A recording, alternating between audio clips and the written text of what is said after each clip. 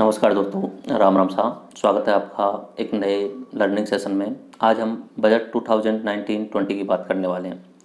वैसे तो फरवरी महीने में पीयूष गोयल जी के द्वारा अंतरिम बजट प्रस्तुत कर दिया गया था, लेकिन अब मोदी सरकार 2.0 बनने के बाद में पूर्ण बजट जो है महिला वित्त मंत्री निर्मला सीतारमण जी के द्वारा प्रस्तुत किया गया। इस बजट की कुछ खास बातें नहीं थीं, वो हम पूरे इस लेक्चर में देखने वाले हैं। उसके साथ साथ में हम बजट का मतलब क्या होता है, पैसा कहाँ से आता है और कहाँ जाता है, ये सारा का सारा हम देखने वाले हैं। और इसमें मैं अपना आईपैड स्क्रीन पे सब कुछ यूज करने वाला हूँ। इस लेक्चर की जो पीडीएफ है मेरे हैंड से मैंने हैंड रिटन बनाई हुई है एंड ये आपको अपने टेलीग्राम पे मिल जाएगी और टेलीग्राम का नीचे लिंक मैं डिस्क्रिप्शन में दे दूँगा। ओके, तो शुरुआत करते हैं हम। अब आपकी साइड में आईपैड स्क्रीन लगे, तो अभी जो साइड में देख रहे हैं आप अपना बजट 2019 का जो मेरे द्वारा पीडीएफ तैयार किया गया है वो फॉर्मेट है। देखो, सबसे खास बात पहली इस बजट की ये रही कि इससे बजट का नाम देने की बजाय बही खाता नाम दिया गया। बही खाता भारतीय परंपरा का प्राचीन नाम है। जो अपने सेठ साहूकार होते हैं वो दीपावली के टाइम पे अपना बही खाता लिखते हैं, उस टाइप में ही इसे बही खाता नाम दिया गया। बही खाता नाम बोलने का वो इस तरीके से आया क्योंकि जो वित्त मंत्री थी निर्मला सीतारमण जी, उनके हाथों में जो पुराने समय पे चमड़े का बैग होता था उसके बजाय इस बार एक लाल कपड़े का दस्तावेज था जिसे बांधा हुआ था और उसके ऊपर अशोक स्तंभ था। ठीक है, तो इसलिए इसे बही खाता नाम दिया गया। निर्मला सीतारमण जी ने भी बोला कि ये बजट नहीं बही खाता है। बही खाता का मतलब आय और व्यय का लेखा जोखा होता है। साथ साथ में सरकार का क्या मिशन है अगले 5 साल के लिए, 10 साल के लिए, ये भी इस बही खाते में लिखा गया। तो मोदी सरकार जैसे कि शौक देती रहती है, कुछ ना कुछ चेंज करती रहती है, उनमें से ये परिवर्तन ये भी था कि इस बार नाम ही चेंज कर दिया। ओके, तो हम क्या क्या पढ़ने वाले हैं ये देखते हैं। शुरुआत हम करेंगे कि बजट का मतलब क्या होता है, ये देखेंगे बजट क्या होता है। ठीक है, उसके बाद में बजट क्यों जरूरी है ये भी समझेंगे। घर घर की कहानी के रूप में समझेंगे कि आपको भी क्या बजट की ज़रूरत पड़ती है, क्या आप भी बजट बनाते हैं। ठीक है, बजट कब शुरू हुआ अपने इंडिया में, अंग्रेज़ों के समय पे कौन लेके आए, क्या ज़रूरत पड़ी। उसके बाद में बजट के प्रमुख तथ्य देखेंगे, कुछ फैक्ट देखेंगे प्राचीन समय से अब तक के। संविधान में बजट के क्या प्रावधान है, क्या बजट शब्द लिखा हुआ है संविधान के अंदर। ठीक है, एक शब्द आता है बजट और एक आता है इकोनॉमिक सर्वे, तो दोनों के बीच में अंतर समझेंगे। ठीक है, उसके बाद में हम आ जाएंगे ये जो बजट प्रस्तुत किया गया है 5 जुलाई 2019 को निर्मला सीतारमण जी के द्वारा। ठीक है, ये पहली महिला वित्त मंत्री हैं, पूर्णकालिक पहली महिला वित्त मंत्री हैं। इससे पहले इंदिरा गांधी जी बजट पेश कर चुकी हैं, लेकिन वो उस समय प्रधानमंत्री थी और बजट पेश करते समय वो कार्यभार के रूप में वित्त मंत्री का पद संभाली हुई थी। तो निर्मला सीतारमण जी के द्वारा ये बजट पेश किया गया है। इसे 3 तरीके से देखेंगे। सबसे पहले हमने फैक्ट एंड फिगर्स देखेंगे, कुछ तथ्य और आंकड़े देखेंगे कि कहाँ से आने वाला है पैसा और कहाँ जाने वाला है, कितना रुपए टैक्स से, नॉन टैक्स से, रेवेन्यू, इस तरीके से सारी चीज़ें देखेंगे। उसके बाद में प्रमुख बातें कि इस बजट में क्या नया बोला उन्होंने। ठीक है, उसके बाद में इसका विश्लेषण करेंगे, इस बजट का पॉजिटिव और नेगेटिव दोनों ही पॉइंट्स को देखेंगे, क्या सकारात्मक पक्ष रहे और क्या नकारात्मक पक्ष रहे। ओके, उसके बाद में विजन फॉर नेक्स्ट डिकेड, अगला जो दशक आने वाला है 2021 से लेके 2030 तक, 2030 तक का जो दशक है, उसके लिए अपनी मोदी सरकार का क्या विजन है, क्या दृष्टिकोण है, वो देखेंगे। और लास्ट में जाते जाते बजट एट ग्लांस, एक ओवरव्यू देखते चलेंगे बजट एट ग्लांस। ठीक है, इस लेक्चर का पीडीएफ आपको टेलीग्राम पर मिल जाएगा और टेलीग्राम की लिंक नीचे डिस्क्रिप्शन में, कमेंट बॉक्स में और ऊपर आपके इस साइड कोने में आपको मिल जाएगी। ओके, ठीक है, तो शुरुआत करते हैं। की टेकअवेज हम उसी समय देखेंगे, क्या प्रमुख बातें हैं हम आगे सारी की सारी देखेंगे। क्रिटिकल एनालिसिस में सकारात्मक पक्ष भी देखेंगे और नकारात्मक पक्ष भी देखेंगे। पहला पॉइंट आता है कि बजट क्या है। शुरुआत यहाँ से होती है, बजट क्या है। ओके, देखो, budgeting is the process of creating plan to spend your money. Budget की ज़रूरत एक सिस्टमेटिक ढंग से किसी भी लक्ष्य को प्राप्त करने के लिए ज़रूरी होता है।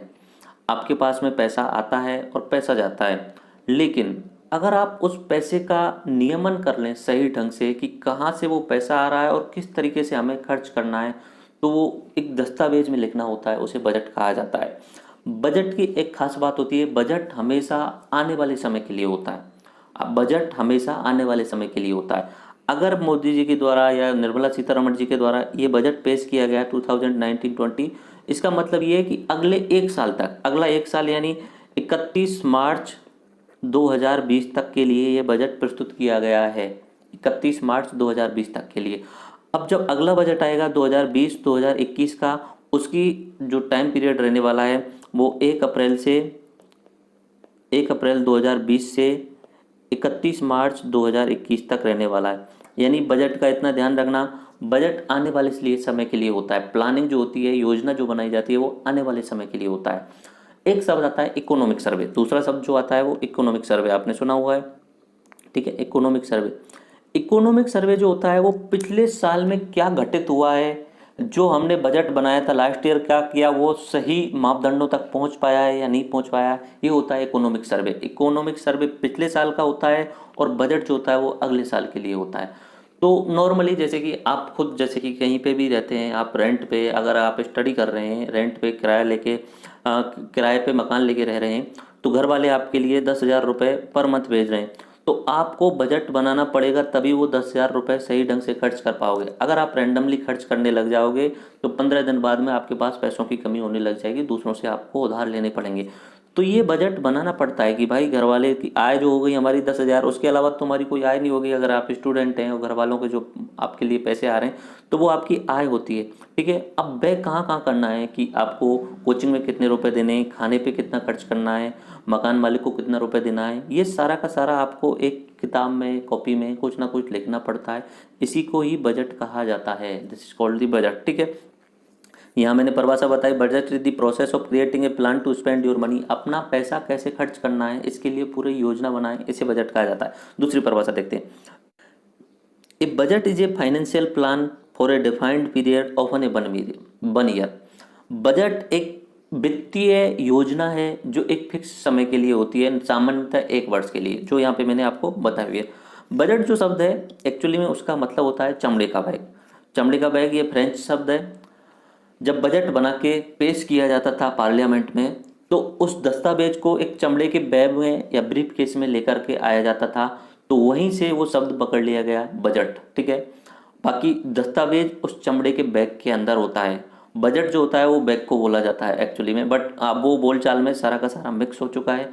तो बजट जो है वो चमड़े का बैग शब्द है, बाकी उसके अंदर जो दस्तावेज लिखे हुए हैं, आय और व्यय का लेखा जोखा जो लिखा हुआ है, वो बजट कहलाता है। चलो एक घर के कहानी के रूप में समझते हैं हम, जबकि मैं बता ही चुका हूँ। मान लीजिए ये एक अच्छा सा घर है, प्यारा सा घर है, ठीक है, और एक सुखी परिवार है। यहाँ पे हमारे दो वाला सिस्टम है इनका, और इनके पास में पैसे का कुछ ना कुछ जुगाड़ होगा, या तो जो उनके हस्बैंड है, या मतलब ये जो व्यक्ति है ये पुरुष है, हाँ ये इनकी पत्नी हो सकती है, ठीक है, और इनके 2-3 बच्चे हुए हैं, ठीक है, 3 बच्चे मान लेते हैं, थोड़ा सा एक्स्ट्रा हो चुके हैं, ओके।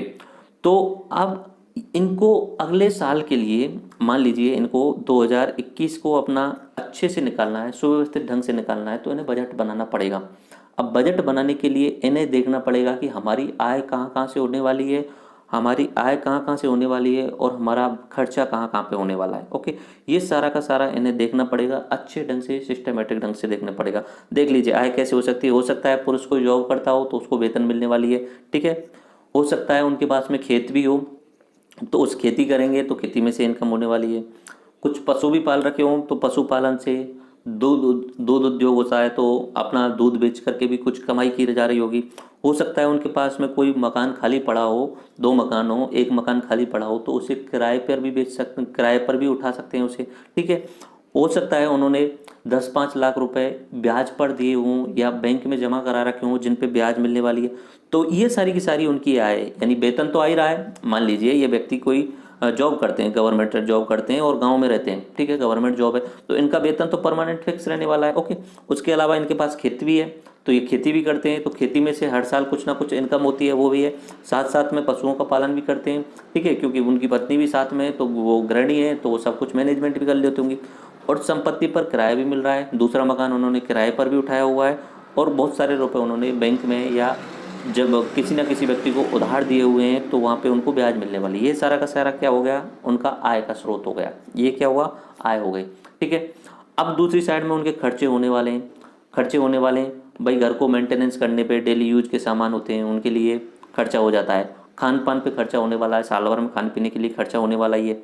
कपड़ों पे खर्चा होने वाला है, पूरी फैमिली है, 5 सदस्य हैं तो पूरी फैमिली के कपड़ों पे खर्च होने वाला है, बच्चों को पढ़ाना है उन्हें तो बच्चों को स्कूल में फीस जमा करानी है, लाने ले जाने की सुविधा के लिए ट्रांसपोर्ट सिस्टम में होना है, तो बच्चों की शिक्षा के लिए भी खर्च करने हैं, स्वास्थ्य के लिए भी पैसे खर्च होने वाले हैं। हो सकता है कोई बच्चा बीमार हो जाए तो उसके लिए पैसे, अब वो फैमिली है तो घूमने भी जाएंगे तो घूमने में भी उनका पैसा खर्च होने वाला है।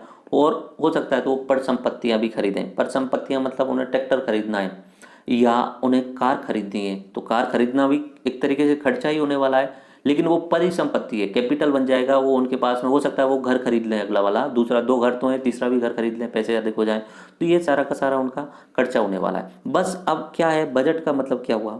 बजट का मतलब ये हुआ कि इधर से जो आय आ रही है और इधर जो व्यय हो रहा है, इन्हें किसी एक किताब में लिख लिया जाए, इसे ही बजट बोला जाएगा। एक दस्तावेज में लिख लिया जाए, यही बजट बोला जाएगा। अब इसी सेम टू सेम हम इसे नेशनल लेवल पे अप्लाई कर देते हैं, देश के लेवल पे अप्लाई कर देते हैं, यानी भारत सरकार पे अप्लाई कर देते हैं। ठीक है, तो उस समय सरकार की जो आय है, सरकार कहाँ कहाँ से पैसा इकट्ठा करने वाली है और सरकार कहाँ कहाँ पैसा भेजने वाली है, खर्च करने वाली है, उन सबको एक दस्तावेज में लिख करके वित्त मंत्री जी उन्हें संसद में, दोनों सदनों के सामने प्रस्तुत करते हैं राष्ट्रपति की पूर्व अनुमति से। ठीक है, तो इसी को बजट बोला जाता है और ये अनुमान आधारित होता है। देखो, फ्यूचरिस्टिक जो घटनाएं होती हैं वो अनुमान आधारित ही होती हैं, कभी भी गारंटी नहीं रहती कल को क्या घटने वाला है, बट अनुमान आधारित रहता है। हो सकता है ऊपर नीचे हो जाएगा थोड़ा बहुत, और होता भी है, हमेशा ही होता है। इकोनॉमिक सर्वे में जो एग्जैक्ट आंकड़े आते हैं और जो बजट के जो आंकड़े होते हैं उनमें थोड़ा बहुत अंतर रहता है। हो सकता है कि सरकार ने एक अनुमान लगाया कि अगले साल जो टैक्स आने वाला है वो अपना 10 लाख करोड़ आने वाला है, इकोनॉमिक सर्वे में पता चलेगा कि टैक्स जो है वो 9.5 लाख करोड़ आया, तो थोड़ा बहुत अंतर आ सकता है, क्योंकि आगे आने वाले समय के लिए किया जा रहा है, तो उसमें जो संभावना व्यक्त की गई है हो सकता है उससे आगे पीछे कुछ भी हो सकता है, तो ये अनुमानित आधारित होता है। ठीक है, ये अपना अरुण जेटली जी के टाइम पे आप देख सकते हैं इस तरीके का चमड़े का बैग लेके आते थे। ये पुराने समय से ही 1860 में भारत में बजट की शुरुआत हो गई थी, उस समय से ही चमड़े के बैग में वो दस्तावेज लाए जाते थे। पहली बार थोड़ा सा यहाँ पे चेंज किया गया निर्मला सीतारमण जी के द्वारा, और उन्होंने इस तरीके से लाल रंग का कपड़ा, जिसे शायद कलाई से बांधा हुआ है, और उसके ऊपर अपना सत्यमेव जयते अशोक स्तंभ चिन्ह लगा हुआ है, और इसी के अंदर वही दस्तावेज है। ओके, जो बजट में पिछली बार जो है वो चमड़े के बैग में लाया जाता था। ओके, अब इतिहास देख लेते हैं, भारत में इतिहास कहाँ रहा है। भारत में पहली बार जो बजट प्रस्तुत हुआ है 7 अप्रैल 1960, नहीं है ये 1860 में, 1860 में जेम्स विलियम के द्वारा पहली बार बजट प्रस्तुत किया गया था। एक्चुअली में 1857 की क्रांति हुई, उसके बाद में अंग्रेजों की हालत खस्ता हो गई थी, क्योंकि क्रांति को दबाने के लिए अंग्रेजों को बहुत सारा कर्जा लेना पड़ा था। अब उस समय तक कंपनी का जो आर्थिक सिस्टम था वो गड़बड़ा गया था, तो अंग्रेजों ने भारत में भी बजट की शुरुआत की, और पहला बजट जो प्रस्तुत किया वो जेम्स विलियम्स ने प्रस्तुत किया। बजट शाम को 5 बजे प्रस्तुत किया गया था। एक्चुअली में हुआ उस समय ये था कि 5-6 दिन लगातार कर्मचारियों ने काम किया था, बहुत थक गए थे, परेशान हो गए थे, तो शाम के 5 बजे उन्होंने बजट प्रस्तुत कर दिया। अब वही परंपरा चली रही, भारत को आज़ादी मिल गई तो भी शाम को 5 बजे ही बजट प्रस्तुत हो रहा। भारत की आज़ादी के बाद में 50-60 साल गुजर गए तो भी शाम को 5 बजे प्रस्तुत हो रहा था।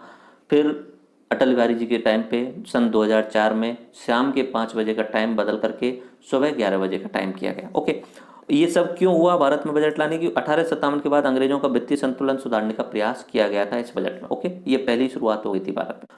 आज़ादी के बाद पहला बजट जो था आर के षणमुखम शेट्टी जी के द्वारा प्रस्तुत किया गया था। ये अपने आर के षणमुखम शेट्टी जी हैं, आप इधर देख सकते हैं। ठीक है, 26 नवंबर 1947 को इनके द्वारा प्रस्तुत किया गया था। ओके, कुल बजट जो था 171 करोड़ रुपए, सिर्फ 171 करोड़ रुपए था, और आज के समय पे 28 लाख करोड़ रुपए, 28 लाख करोड़ रुपए, और उस समय कितना था? 171 करोड़ रुपए। अभी देखने वाले आंकड़े, अभी देखने वाले हैं तो आपको क्लियर हो जाएंगे। ओके, प्रमुख उद्देश्य क्या था? खाद्य सुरक्षा, रक्षा, अपने सेना, और उसके अलावा नागरिक सेवा, ये अपने उस समय के प्रमुख उद्देश्य थे। कुछ फैक्ट देखते हैं। 1973-74 में इंदिरा गांधी जी ने बजट प्रस्तुत किया था। प्रथम महिला थी जो बजट प्रस्तुत करने वाली थी, लेकिन वो वित्त मंत्री नहीं थी, वो प्राइम मिनिस्टर थी, और उन्होंने कार्यभार के रूप में बजट प्रस्तुत किया था। ओके, 1991-92 में मनमोहन सिंह के द्वारा जो बजट प्रस्तुत किया गया था उसे भारत के इतिहास में एक माइलस्टोन माना जाता है। जब इकोनॉमिक्स पढ़ाई जाती है तो उसमें 1947 से लेके और 1991 तक का इतिहास एक अलग होता है और 1991 के बाद का एक इतिहास अलग होता है, और हो सकेगा तो आगे आने वाले टाइम पे 2014 के बाद वाला इतिहास अलग अलग होने वाला है। ओके, तो 1991 में मनमोहन सिंह के द्वारा भारत के लिए 1991 में मनमोहन सिंह के द्वारा भारत के लिए विश्व के रास्ते खोल दिए गए थे। भारत में एलपीजी की शुरुआत हो गई, यानी लिबरलाइजेशन, प्राइवेटाइजेशन एंड ग्लोबलाइजेशन, उदारीकरण, निजीकरण और वैश्वीकरण की शुरुआत हो गई थी। उसके बाद में भारत ने जो जीडीपी ग्रोथ रेट थी बहुत तेज प्राप्त की, 8-9 के आसपास चलती रही। उससे पहले जो भारत की जीडीपी ग्रोथ रेट थी लाइसेंस राज के समय पे 1990 तक, वो 3% के आसपास रहती थी और उसी को हिंदू ग्रोथ रेट के नाम से जाना जाता था। ये इकोनॉमिक्स का है, बाद में देखते हैं। ओके, 2004 में जसवंत सिंह के द्वारा पहली बार सुबह 11 बजे बजट प्रस्तुत किया गया था। तो उन 1860 से जो विलियमसन के टाइम से चला आ रहा था वो उसे चेंज किया गया अटल बिहारी सरकार के टाइम पे 2004 में जसवंत सिंह के टाइम पे। ओके, एंड 2017-18 में अरुण जेटली जी ने 3 बदलाव किए, इंपॉर्टेंट बदलाव किए। रेलवे बजट का विलय कर दिया गया। एक्चुअली में जब शुरुआत में जब बजट बनाया गया था तब उसमें रेलवे बजट शामिल था। 1860 वाला जो बजट था उसमें रेलवे बजट उसी के अंदर शामिल था, लेकिन 1924 के आसपास में रेलवे बजट को अलग कर दिया गया था, क्योंकि रेलवे का जो खर्चा होता था गवर्नमेंट के द्वारा, अंग्रेज सरकार के द्वारा बहुत अधिक होता था। तो उन्हें महसूस हुआ कि हमें रेलवे का अलग से बजट बनाया जाना चाहिए। वहाँ से 2017-18 तक रेलवे का कंटिन्यू अलग बजट प्रस्तुत किया जाता था। सुरेश प्रभु जी रेल मंत्री थे, उन्होंने शायद लास्ट टाइम उन्होंने ही प्रस्तुत किया था। उसके बाद में अब अरुण जेटली जी ही रेल बजट को प्रस्तुत करने लगे और इस बार निर्मला सीतारमण जी ने जो बजट प्रस्तुत किया उसी के अंदर रेलवे बजट को शामिल किया। तो रेलवे बजट का विलय हो चुका है। 28 फरवरी, पुराने समय पे एक प्रथा बनी हुई थी कि फरवरी के अंतिम महीने में बजट को प्रस्तुत किया जाता था। अब उसे चेंज करके बजट को फरवरी के पहले दिन शुरू कर दिया है, यानी 1 फरवरी के दिन। इससे क्या होगा, जो बजट का लेखानुदान मांग थी उसकी ज़रूरत नहीं पड़ेगी। इसे अभी छोड़ देते हैं, आगे इकोनॉमिक्स वाले पॉइंट में देखेंगे। तो 2 बदलाव ये हुए। तीसरा बदलाव ये है, नॉन प्लान और नॉन प्लान को उन्होंने राजस्व और कैपिटल में चेंज कर दिया। ओके, 2019-20 में खास बात ये रही, निर्मला सीतारमण जी के द्वारा प्रस्तुत किया गया, पहली पूर्णकालिक महिला वित्त मंत्री रही। ओके, और कुछ फैक्ट देख लेते हैं। अब तक 25 वित्त मंत्री रह चुके हैं आज़ादी के बाद में। मोरारजी देसाई जी जो हैं उन्होंने 10 बार बजट प्रस्तुत किया है। पी चिदम्बर जी जो हैं उन्होंने 8 बार बजट प्रस्तुत किया है। और जीएसटी जो है वो 1 जुलाई 2017 से लागू हुई है। अब ये जीएसटी का स्पेशल बात क्यों रही, जीएसटी जो है गुड्स एंड सर्विसेज टैक्स। देखो, बजट में सरकार क्या करती है कि आय और व्यय का लेखा जोखा देती है। आय में टैक्स बहुत इंपॉर्टेंट रोल निभाता है। टैक्स जनता से लिया जाता है, ठीक है, देश के नागरिकों से लिया जाता है। 2 तरीके का होता है, प्रत्यक्ष और अप्रत्यक्ष, ठीक है। तो सरकार हर बजट में टैक्स में कुछ ना कुछ बदलाव करती है ताकि आय बढ़ाई जा सके। इस तरीके से सरकार बदलाव करती है। सरकार को आय तो बढ़ानी होती है, लेकिन अब जीएसटी लागू होने के बाद में बजट का महत्व थोड़ा सा कम हो गया है, क्योंकि जीएसटी के लिए अलग से काउंसलिंग बना दी गई है, जीएसटी काउंसिल बना दी गई है और जीएसटी काउंसिल की अलग से मीटिंग होती है और वो डिसाइड करती है टाइम टू टाइम कि टैक्स स्लैब कैसे कैसे बदलना है। तो जीएसटी काउंसिल कभी भी चेंज कर सकती है टैक्स को। अब पहले सिर्फ और सिर्फ बजट के टाइम पे ही चेंज किया जाता था, अब जीएसटी काउंसिल भी चेंज कर देती है। तो अभी बजट का महत्व पहले की तुलना में कम हो गया है, क्योंकि अप्रत्यक्ष कर में बदलाव जो लेके आने वाले हैं वो जीएसटी काउंसिल लेके आएगी, जो कि बजट से रिलेटेड अब नहीं रही। ओके, बजट के मुख्य उद्देश्य क्या होते हैं, खाद्य सुरक्षा, सबको पता है, महंगाई नियंत्रण, विदेशी मुद्रा आगमन और संचयन, ये बात होती है। ओके, उसके बाद में हमेशा जो भी वित्त मंत्री होते हैं उनकी खास बात होती है, कुछ ना कुछ शेरो शायरी का यूज किया जाता है, ठीक है। वो सब जगह होता है, क्योंकि भाई 1.5 घंटे 2 घंटे का बजट है, इतना बोरिंग है, लोगों की तो समझ में ही नहीं आता है, ऐसे ताकते रहते हैं भाई मैडम जी क्या इंग्लिश में अंग्रेजी में क्या फूंक रही हैं। ओके, तो उसके अलावा शायरी का भी उपयोग किया जाता है ताकि लोगों में एंटरटेन बना रहे, ठीक है। जैसे कि कुछ 1-2 शायरी मैंने यहाँ पे लिखी हुई हैं, आप देख सकते हैं। हजारों ख्वाहिशें ऐसी कि हर ख्वाहिश पे दम निकले, बहुत निकले मेरे अरमान लेकिन फिर भी कम निकले। ओके, और ये मोदी जी के द्वारा बजट भाषण के बाद में प्रस्तुत किया गया था। सफ़र में धूप तो होगी, जो चल सको तो चलो, सभी हैं भीड़ में, तुम भी निकल सको तो चलो, किसी के वास्ते राहें कहाँ बदलती हैं, तुम अपने आप को खुद ही बदल सको तो चलो, यहाँ किसी को कोई रास्ता नहीं देता, मुझे गिरा के अगर तुम संभल सको तो चलो, यही है ज़िंदगी कुछ खाक चंद उम्मीदें, इन्हीं खिलौनों से तुम भी बहल सको तो चलो। तो ये शेर व शायरी का उपयोग किया जाता है। मैंने ये जो शेर व शायरी जो यूज की गई थी वो अरुण जेटली के द्वारा यूज की गई थी लास्ट वाले उस बजट में, और ये मोदी जी ने बजट भाषण के बाद में, हाँ, मोदी पीएम के द्वारा भी अपना व्याख्यान प्रस्तुत किया जाता है, तो उसमें ये बोला था, तो मैंने वहाँ से उठा के ये डाल दिया। ओके, अब बात करते हैं संविधान के क्या प्रावधान है। भारत का संविधान बना था, उस संविधान में बजट के बारे में क्या क्या लिखा हुआ है। सबसे पहली बात तो पूरे संविधान में बजट नाम का शब्द नहीं है। इंपॉर्टेंट बात, ये शब्द ही नहीं है पूरे संविधान में। बजट के लिए शब्द यूज किया गया है फाइनेंशियल, बजट के लिए शब्द यूज किया गया है एनुअल फाइनेंशियल स्टेटमेंट, यानी वार्षिक वित्तीय विवरण। वार्षिक यानी एक साल का, वित्तीय यानी पैसे का आय और लेखा जोखा विवरण लिख देना।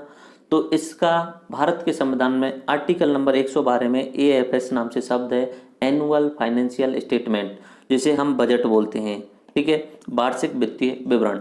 संविधान में बजट शब्द है ही नहीं। ओके, बट उसी को हम बोल सकते हैं बजट वाले बात। ठीक है, उसके बाद में आर्टिकल 110 में मनी बिल धन विधेयक के बारे में लिखा हुआ है। आर्टिकल 113 में डिमांड ऑन ग्रांट्स लेखानुदान के बारे में लिखा हुआ है।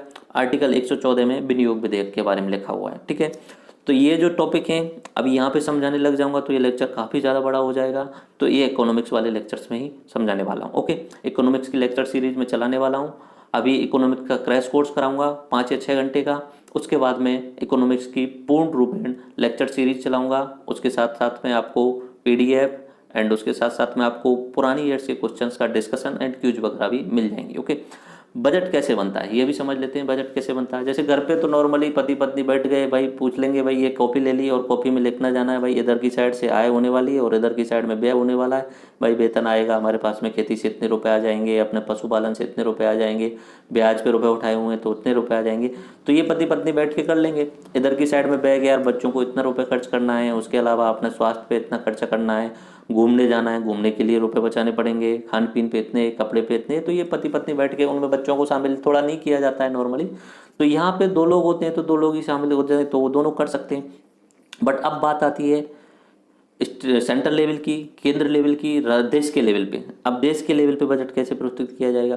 देखो, आपको पता है भारत सरकार जो है वो विभिन्न विभिन्न मंत्रालयों में बटी हुई है। बहुत सारे मंत्रालय हैं, रक्षा विभाग, संचार विभाग, अपना विदेश मंत्रालय, उसके अलावा जल शक्ति मंत्रालय, गंगा पुनरुद्धार, सड़क परिवहन मंत्रालय, युवा कल्याण मामले, खेल मंत्रालय, बहुत सारे ऐसे मंत्रालय। बजट की शुरुआत जो होती है नॉर्मली, अभी तो ये सरकार बनने के बाद में इस बार जो 5 जुलाई को प्रस्तुत किया गया है। बाकी बजट अगले साल से 1 फरवरी रहेगा, डेट 1 फरवरी ही रहेगी। तो वो पूर्णकालिक बजट होता है। जब सरकार का लास्ट ईयर होता है, जब 5 साल पूरे होने वाले होते हैं, तब अंतरिम बजट प्रस्तुत किया जाता है और उसके बाद में उसे पूर्णकालिक किया जाता है दूसरी सरकार के द्वारा। ओके, बट अब जैसे मान के चलते हैं हम 1 फरवरी को बजट प्रस्तुत किया जाना है। ठीक है, 1 फरवरी को बजट प्रस्तुत किया जाना है। बजट की प्रक्रिया जो शुरू हो जाती है वो बजट पेश किए जाने से कम 5 महीने 6 महीने पहले शुरू हो जाती है। सितंबर में बजट की प्रक्रिया शुरू हो जाती है, सितंबर में। अब क्या होता है, वित्त मंत्रालय सबसे इंपॉर्टेंट कौन रहा, वित्त मंत्रालय। वित्त मंत्रालय सभी मंत्रालयों को बोलता है भाई तुम जो जो योजनाएं चला रहे हैं उनमें क्या क्या रुपए खर्च होने वाले हैं हमारे लिए भेज दें। इधर की साइड में मान लेते हैं रक्षा मंत्रालय, इधर की साइड में मान लेते हैं अपना गृह विभाग, गृह मंत्रालय, इधर की साइड में मान लेते हैं अपना जल शक्ति मंत्रालय मान लेते हैं। ठीक है, इधर की साइड में मान लेते हैं अपना खेल विभाग है। ओके, इधर की साइड में मान लेते हैं संचार विभाग है, संचार मंत्रालय। ओके, अब वित्त विभाग ने यहाँ पे निर्देश दे दिए कि जो जो तुम्हारे खर्चे होने वाले हैं उनका एक ड्राफ्ट के रूप में ओवरव्यू हमें भेज दें। संचार मंत्रालय भेजेगा, रक्षा मंत्रालय भेजेगा, गृह मंत्रालय, जल शक्ति, खेल मंत्रालय, जितने भी मंत्रालय हैं, ठीक है, सारे के सारे अभी हम कहाँ भेजने वाले हैं, वित्त मंत्रालय के पास में ये अपना ओवरव्यू भेजने वाले हैं कि हमारी ये स्कीम्स हैं, इन स्कीम्स में इतना खर्च होने वाला है। जैसे ग्रामीण मंत्रालय होता है, ठीक है, तो ये सारे भेजेंगे। किसके पास में भेजने वाले हैं, वित्त मंत्रालय के पास में भेजने वाले हैं। अब वित्त मंत्रालय के अंदर आईएएस अधिकारी बहुत सारे होते हैं, ठीक है, और वो उन सभी मंत्रालयों के द्वारा आई गई अनुशंसाओं पर कार्य करते हैं और उनमें से एक पूरा का पूरा ड्राफ्ट बना के रख देते हैं। ठीक है, ड्राफ्ट, और लास्ट के 15-20 दिन पूरा बजट तैयार किया जाता है। बजट तैयार किया जाता है उस समय 15-20 दिन पहले हलवा सेरेमनी होती है। हलवा सेरेमनी मतलब कि अब बजट हम बना रहे हैं तो उससे पहले मुंह मीठा कर लिया जाए। कुछ भी काम करने से पहले कुछ कैडबरी मिल्क वगैरह जैसा कुछ खा लिया जाए, मीठा मुंह मीठा कर लिया जाए, तो हलवा सेरेमनी होती है। उसके बाद में सारे अधिकारी वो बंद हो जाते हैं, वित्त मंत्रालय वाले ब्लॉक में वहाँ बंद हो जाते हैं, घर वालों से बात तक नहीं करने दी जाती है, बजट को पूर्ण रूपेण गोपनीय रखा जाता है। 10-15 दिन तक वो सारे के सारे जो अधिकारी होते हैं वो उसी के अंदर रहते हैं। ओके, तो वित्त मंत्रालय, नीति आयोग व अन्य मंत्रालय का सहयोग होता है। नीति आयोग दिशा निर्देश देता है विजन के रूप में, थिंक टैंक है। वित्त मंत्रालय का बजट डिवीजन ये काम संभालता है और 5 महीने के करीब करीब इसमें समय लगता है। तो ये आपको समझ में आ गया होगा। अब देख लेते हैं टू द पॉइंट फैक्ट्स जो सबसे इंपॉर्टेंट होती है। देखो, बजट एट ग्लांस देख रहे हैं हम। क्या सबसे इंपॉर्टेंट बात, आय, सरकार की आय कैसे हुई और सरकार का व्यय कैसे होने वाला है। ठीक है, एक्चुअली में हुई नहीं है ये आय अगले साल के लिए, तो अगले साल में उन्होंने अनुमान लगाया कि इतनी आय हमारी हो जाएगी। ठीक है, आय को और व्यय को सरकार ने दो भागों में बांटा हुआ है, राजस्व आय, पूंजीगत आय। ऐसे ही व्यय को राजस्व व्यय और पूंजीगत व्यय। राजस्व आय का मतलब होता है ऐसी इनकम जो बार बार उन्हें मिलने वाली है, हर साल मिलने वाली है। टैक्स, लोगों के द्वारा जो टैक्स दिया जाता है वो हर साल दिया जाने वाला है, ऐसी आय होती है राजस्व आय। और पूंजीगत आय सिर्फ एक बार मिलने वाली है, वो बार बार नहीं मिलने वाली है। मान लिया किसी ने अनुदान दे दिया, ग्रांट दे दिया भारत सरकार को, कोई गिफ्ट दे दिया, वो एक बार मिल गया।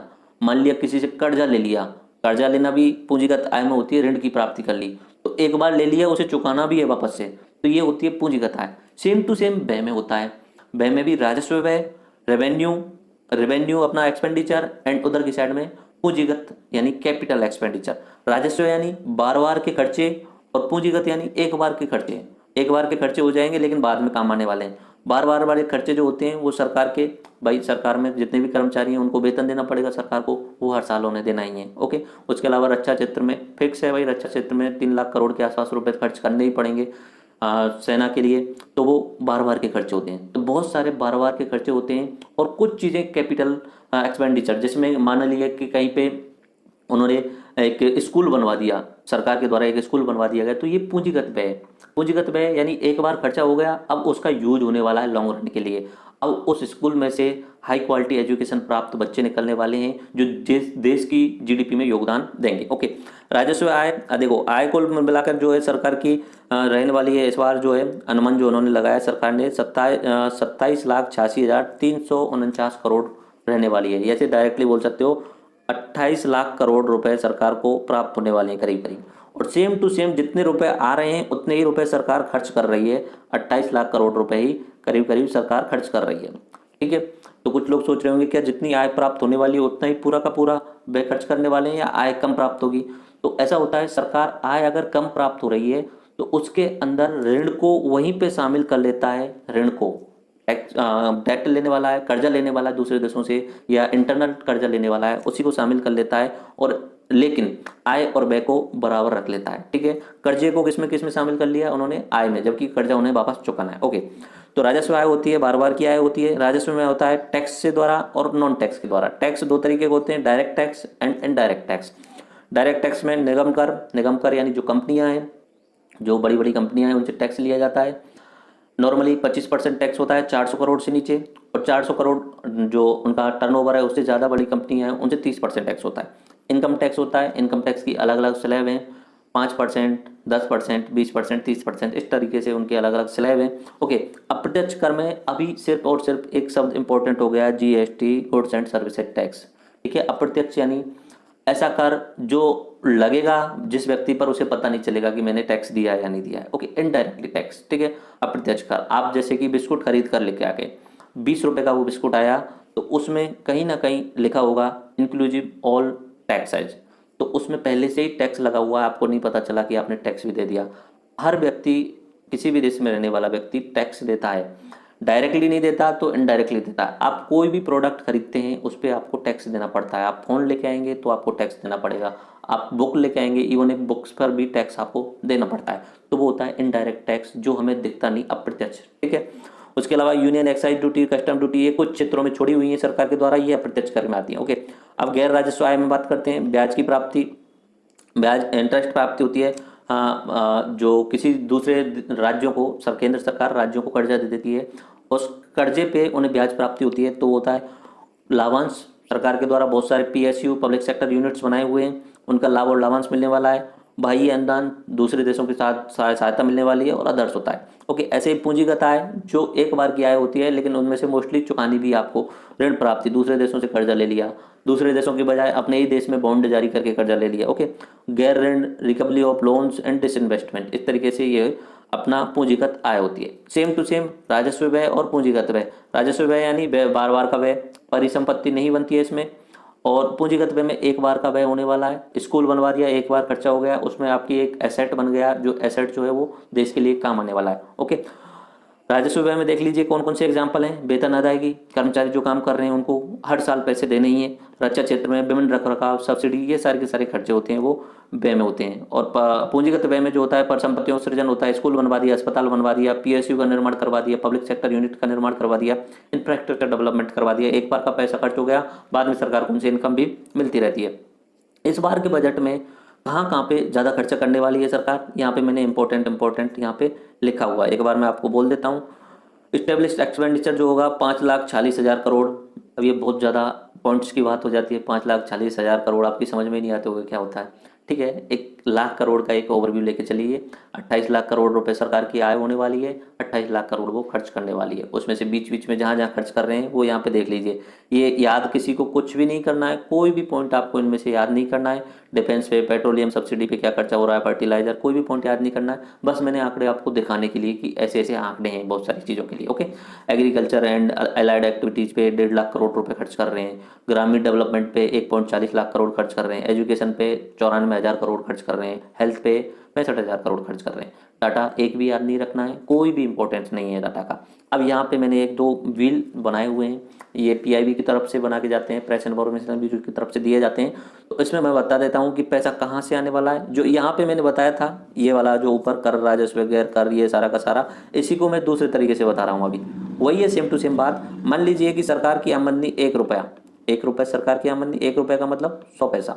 ठीक है, और सेम टू सेम खर्चा भी 1 रुपया, 1 रुपये का मतलब 100 पैसा। ओके, अब ये 100 पैसा कहाँ से आ रहा है, ये इसमें व्हील में बताया गया है। देखो, सबसे ज़्यादा जो पैसा सरकार लेने वाली है वो है बोरोइंग, कॉरपोरेशन टैक्स। सबसे पहले नंबर पे आ रहा है कॉरपोरेशन टैक्स, यानी बड़ी बड़ी जो कंपनियां हैं जो टैक्स देती हैं, वहाँ से सरकार को सबसे ज़्यादा आमदनी होने वाली है। ओके, उसके बाद में दूसरे नंबर पे आ रहा है बोरोइंग एंड लाइबिलिटीज़, कहीं ना कहीं से उधार लेना एंड जो देता बाद में, यानी एक तरीके से ऋण का तरीका ये हो गया। ओके, उधार लिया जा रहा है। ओके, तीसरे नंबर पे आ रहा है जीएसटी, गुड्स एंड सर्विसेज। तो 3 इंपॉर्टेंट आय के सोर्स हो गए।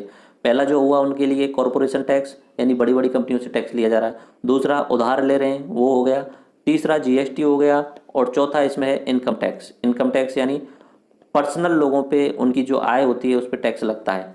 नॉर्मली पहले 2.5 लाख तक का वो था कि 2.5 लाख तक फ्री रहने वाले हैं, उसके बाद 3 लाख तक का किया, अभी 5 लाख तक का एक भी पैसा टैक्स नहीं देना पड़ता। लेकिन 5 लाख से ऊपर आपको रेशियो चेंज हो जाता है, 5 लाख से 10 लाख के बीच में, फिर 10 लाख से ऊपर, और फिर आगे बढ़ता जाता है। ओके, ऐसे ही पैसा कहाँ जाने वाला है ये भी आप व्हील देख लीजिए। वही 100 पैसा है, 100 पैसे को अलग अलग पैसे के हिसाब से डिवाइड किया हुआ है। सबसे ज़्यादा जो पैसा जाने वाला है वो स्टेट्स के शेयर होते हैं। वित्त आयोग आपने सुना होगा, आर्टिकल नंबर 280। वित्त आयोग अनुशंसाएं करता है केंद्र सरकार को कि राज्यों को कितने परसेंटेज आपको शेयर करना है। तो वित्त आयोग की अनुशंसा पर 23 पैसा केंद्र सरकार को राज्य सरकारों के लिए देना पड़ता है। ओके, पहले नंबर पे स्टेट शेयर्स आ जाता है, नंबर 1 पे। ओके, उसके बाद में दूसरे नंबर पे आता है उसके लिए इंटरेस्ट पेमेंट। देख लीजिए, जितना उधार ले रहे हैं उतना तो उन्हें ब्याज में देना ही पड़ रहा है, तो उधार लेना, बट डेवलपमेंट के लिए ज़रूरी भी होता है पैसा लेना। अगर आपको ग्रोथ करना है तो पैसा लेना ही चाहिए, उधार लेके आपको डेवलपमेंट करना चाहिए, बट यहाँ बाद में ब्याज भी आपको देनी पड़ेगी। तो पहले नंबर पर आ रहा है आपके लिए राज्यों का टैक्स। ठीक है, राज्यों को जो दिया, राज्यों का टैक्स नहीं, राज्यों का शेयर। उसके बाद में ब्याज आपको अदा करनी पड़ रही है। उसके बाद में तीसरे नंबर पर जो आ रहा है वो सेंट्रल सेक्टर स्कीम, बहुत सारी स्कीम चलाती है सरकार, उनमें दिया जाता है। फिर उसके बाद में सब्सिडी पे खर्च किया जाता है और डिफेंस पे खर्च किया जाता है। तो ये खर्चा है, ये आप देख सकते हैं। ओके, यहाँ पे मैंने वही चीज़ दूसरे तरीके से दिखाई गई है, वही चीज़ सेम टू सेम, पैसा कहाँ से आ रहा है और पैसा कहाँ जा रहा है, same to same percentage base पे यहाँ दिखाया हो। पहले नंबर पे कॉर्पोरेट टैक्स जो है नंबर 1 पे, सबसे ज़्यादा पैसा यहाँ से आ रहा है। दूसरे नंबर पे उधार लिया जा रहा है। तीसरे नंबर पे जीएसटी, चौथे नंबर पे अपना इनकम टैक्स। ओके, उसके बाद में इधर की साइड में आप देख रहे होंगे कहाँ जा रहा है पैसा, उसमें से सबसे ज़्यादा राज्यों को शेयर दिया जा रहा है, दूसरे नंबर पे इंटरेस्ट पेमेंट किया जाता है, सेंट्रल स्कीम्स होती हैं उनमें, उसके अलावा अपना सेंट्रल स्पोर्ट्स स्पॉन्सर्स, उसके अलावा सेंटर की स्पॉन्सर स्कीम होती है, यानी राज्यों की स्कीम होती है जिसमें सेंटर सहायता देता है, subsidy, defence, finance and other expenditure, pension पे इस तरीके से यहाँ पे खर्च हो रहा है। ठीक है, तो आप इस तरीके का मुंह ना बनाएं, समझने की कोशिश करें, आसानी से समझ में आ जाएगा। सीधा सा बात है, पैसा कहाँ से आ रहा है, पैसा कहाँ जा रहा है, बस यही लेखा जोखा बजट में होता है। पुराने समय पे सिर्फ और सिर्फ आंकड़े दिए जाते थे, अभी क्या है कि सरकारें अपना विजन भी बताने लग गई हैं कि अगले 5 साल में हम ये करने वाले हैं, अगले 10 साल में ये करने वाले हैं, ताकि लोगों में एक उम्मीद बनी रहे। ठीक है, तो ये 1990 के बाद में ऐसा हुआ, विजन शुरुआत कर दी गई है। बाकी पहले सिर्फ और सिर्फ आंकड़े दिए जाते थे, और आंकड़ों में भी सबसे इंपॉर्टेंट बजट में क्या होता था, टैक्स में क्या बदलाव किया गया है। टैक्स में बदलाव का सीधा सीधा जो असर पड़ता है वो सामान्य जनता पे पड़ता है। ठीक है, तो पहले टैक्स का बदलाव जो असर था वो बहुत ज़्यादा होता था, लेकिन अब जब जीएसटी आ गई है तो जीएसटी से बजट का महत्व कम हो गया है। जीएसटी अलग से बैठक करती है और उन बैठकों के थ्रू टैक्स स्लैब में बदलाव करती रहती है। ठीक है, तो ये सब के सब जो है अभी बजट का महत्व कम हो गया है। बाकी पुराने समय पे आप देखते ही होंगे कि क्या महंगी हुई, क्या सस्ता हुआ, क्या महंगा हुआ, सस्ता हुआ, ये अब भी होता है थोड़ा थोड़ा, लेकिन पहले की तुलना में कम होता है। ओके, अब देख लेते हैं core of the core schemes क्या हैं सरकार के द्वारा। देखो ये सब फैक्ट हैं, इनमें से आपको कोई डाटा याद करने की ज़रूरत नहीं है, बट मैं यहाँ पे लिखी हुई है सारी की सारी core of the core schemes. किसी भी एग्जाम में कुछ भी पूछा जा सकता है, लेकिन डाटा नहीं पूछेंगे। ठीक है, नेशनल सोशल असिस्टेंट प्रोग्राम शुरू किया गया है सरकार के द्वारा, जिसमें 9200 करोड़ रुपए दिए जा रहे हैं हमारे। Umbrella scheme for development of schedule caste के विकास के लिए अम्ब्रेला स्कीम, मनरेगा के लिए 60,000 करोड़ रुपए दिए जा रहे हैं। पीएम कृषि सिंचाई योजना 10,000 करोड़ के आसपास दिए जाने वाले हैं। पीएम आवास योजना 25,000 करोड़ के आसपास दिए जाने वाले हैं। नेशनल एजुकेशन मिशन, राष्ट्रीय साक्षरता मिशन के लिए 39,000 करोड़ के आसपास दिए जाने वाले हैं। पीएम ग्राम सड़क योजना 19,000 करोड़। अब मैं फिक्स डाटा नहीं बोल रहा हूँ, ऊपर नीचे थोड़ा बहुत अनुमान, आपके दिमाग में बस इतना पता होना चाहिए कि हाँ इतने के आसपास दिया जा रहा है। मतलब यहाँ पे मैंने बोल दिया ना कि नेशनल एजुकेशन पे हाँ यार सरकार ठीक ठाक रुपए खर्च कर रही है, मनरेगा पे भी अच्छे से पैसे खर्च कर रही है। कुछ जगह जो है ऐसे बिल्कुल जहाँ पे ज़्यादा खर्च करना चाहिए वहाँ पे सरकार खर्च नहीं कर रही। तो ये ओवरव्यू देने के लिए, माइंड में एक मैप फिट करने के लिए। ओके, राष्ट्रीय ग्रामीण drinking national rural drinking water mission 10,000 crore. उसके बाद स्वच्छ भारत मिशन के लिए 13,000 करोड़। नेशनल हेल्थ मिशन के लिए 33,000 करोड़। पीएम अन्नदाता आय संरक्षण योजना के लिए 1,500 करोड़। यूरिया सब्सिडी के लिए 54,000 करोड़। पीएम किसान निधि योजना 75,000 करोड़। पीएम किसान निधि योजना सरकार के द्वारा इसी साल शुरू की गई थी। पीयूष गोयल जी के द्वारा जो बजट प्रस्तुत किया गया था उसमें प्रत्येक किसान को 12 करोड़ किसान तय किए गए थे, उनको 6,000 रुपये पर ईयर 2,000 रुपये के इंस्टॉलमेंट के रूप में दिए जाने हैं। तो उसमें पीएम किसान निधि योजना। ओके, ये डायरेक्ट बेनिफिट ट्रांसफ़र है, डायरेक्ट ट्रांसफ़र किया जाता है किसानों को। इसमें कोई भी फिक्स ऐसा कुछ रूल्स नहीं है कि ऐसा होना चाहिए। बस 12 करोड़ किसान जो हैं उनके लिए 6,000 करोड़ रुपए सरकार के द्वारा बिना कोई कारण पूछे दिया जाएगा। ओके, अगले दशक के लिए क्या विजन प्रस्तुत किया है मैडम जी ने, निर्मला सीतारमण जी ने? पहली बात तो इंफ्रास्ट्रक्चर डेवलप करना है, सबसे ज़्यादा इंफ्रास्ट्रक्चर डेवलप करने की बात की गई है। और सबसे बड़ी बात इस बजट की दो रही, उन्होंने एक शब्द बहुत ज़्यादा यूज किया, न्यू इंडिया, न्यू इंडिया। ठीक है, ये शब्द बहुत बार यूज किया गया इस बजट में, पीएम जी के द्वारा भी इस शब्द को बहुत ज़्यादा यूज किया गया है। यानी हम न्यू इंडिया की तरफ जा रहे हैं, एक नया भारत बनाने की तरफ जा रहे हैं। ओके, 2025 तक $5 ट्रिलियन इकोनॉमी बनानी है भारत को। ठीक है, $5 ट्रिलियन इकोनॉमी बनाना है भारत को। अभी जो भारत की जो इकोनॉमी है वो $2.7 ट्रिलियन के आसपास में है। ओके, तो इससे अभी हमें 2025, अभी टाइम कम बचा है, बहुत कम बचा है, 6 साल बचे हैं, 6 साल में इतना लेके जाना है। इसका हम एनालिसिस करेंगे तब देखते हैं कि कहाँ कहाँ पे इसके ड्रॉबैक्स हैं। ओके, तो सबसे ज़्यादा इंफ्रास्ट्रक्चर पे डेवलपमेंट पे जोर देना है। उसके बाद डिजिटल इंडिया पे ध्यान देना है। डिजिटल इंडिया तो काफ़ी डेवलप हो चुका है जियो के बाद में। गवर्नमेंट ने भी भारत नेट स्कीम चलाई हुई है, लेकिन वो उतना सफल नहीं हो पा रहा है। फाइबर ऑप्टिकल केबल बिछाई जा रही है पूरे 2.5 लाख ग्राम पंचायतों में। ठीक है, फिर भी अभी इम्प्लीमेंटेशन सही नहीं हुआ है।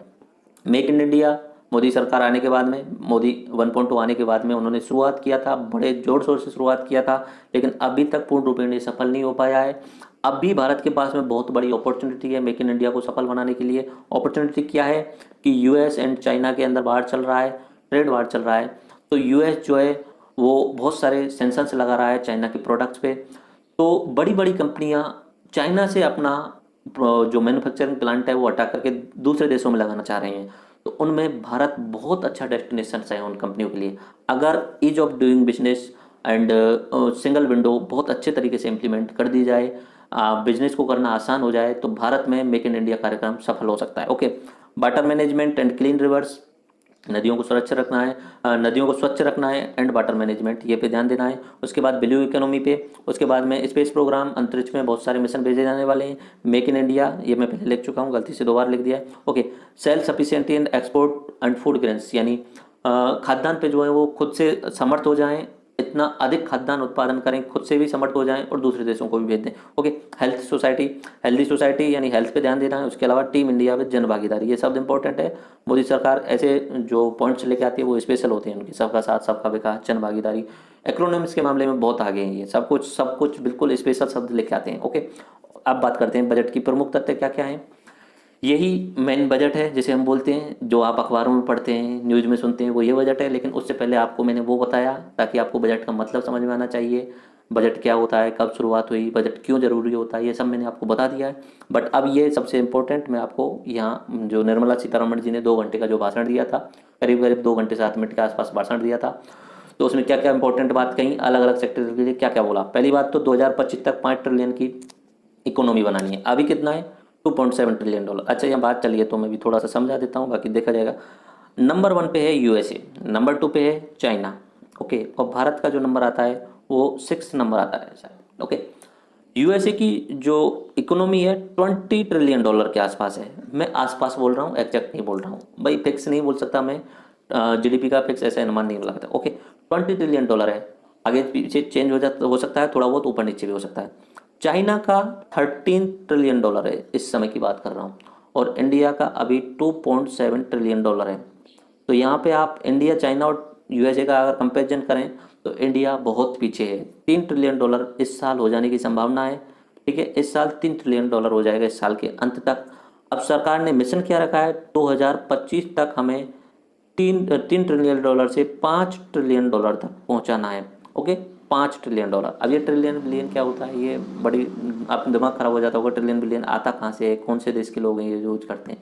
देखो, हम जो नॉर्मली यूज करते हैं 1000 3 के रेशियो में, 1000, 10,000, 10,000 के बाद में आता है लाख। 1000 का मतलब 1 2 3 ये 0। ओके, लाख का मतलब होता है ये लाख हो गए। ओके, उसके बाद में अपना आता है करोड़। हम 2 जीरो बढ़ाते हैं नॉर्मली, यहाँ पे 1000 में 2 जीरो बढ़ा दें तो लाख हो गया। अब 1 लाख में अगर हम 2 जीरो बढ़ा दें तो अपना क्या हो जाएगा, 1 करोड़ हो जाएगा, 2 जीरो बढ़ा दें। उसके बाद में आता है अरब। इस तरीके का हम अपना भारत में यूज करते हैं। लेकिन जो विदेशों में यूज किया जाता है वो यूज होता है के यानी 1000, 10 की घात 3 में चलता है विदेशों में, के यानी 1000।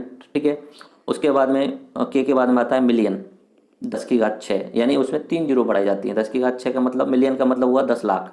6 जीरो, 1 2 3 4 5 6। ओके, आप गिन के देख लीजिए क्या हो रहा है ये, एक बार आप ट्राई कर लीजिए। इकाई, दहाई, सैकड़ा, हज़ार, 10,000, लाख, 10 लाख, तो ये 10 लाख हो गए। 1 मिलियन बराबर 10 लाख। ओके, अब अगला जो आता है मिलियन के बाद में आता है वो ट्रिलियन आता है। मिलियन के बाद में अगला जो आता है वो बिलियन आता है। मिलियन के बाद में अगला आता है बिलियन।